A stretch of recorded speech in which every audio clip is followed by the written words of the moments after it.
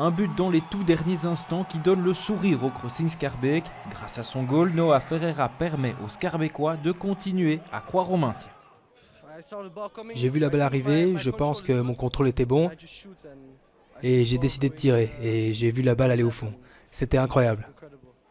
Au début de la rencontre, les Schaerbeckois dominent, Stokke attend. C'est normal, le Crossing a besoin d'une victoire dans la course au maintien alors qu'un nul pourrait arranger Stokke. C'est en fin de première mi-temps que la rencontre se décante. L'inévitable Esteban Cazagolda ouvre le score de la tête pour le Crossing Schaerbeek. 1-0, mais la joie n'est que de courte durée. Quelques minutes plus tard, Loïc Besson égalise. Après le goal de Cazagolda, c'est 1-1 à la mi-temps.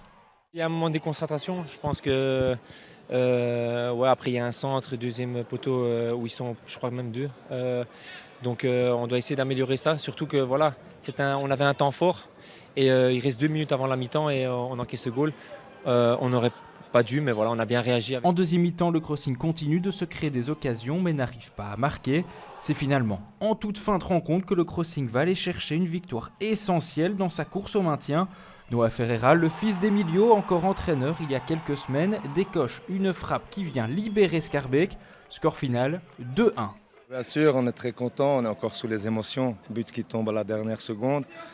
On a eu beaucoup de mal physiquement en deuxième mi-temps. On a tellement donné en première mi-temps. On avait envie de plier le match à la mi-temps parce qu'on savait qu'on est capable, on a les qualités pour.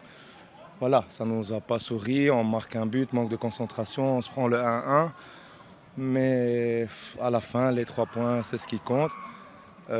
Plus fatigué en deuxième mi-temps, moins efficace, mais on finit bien.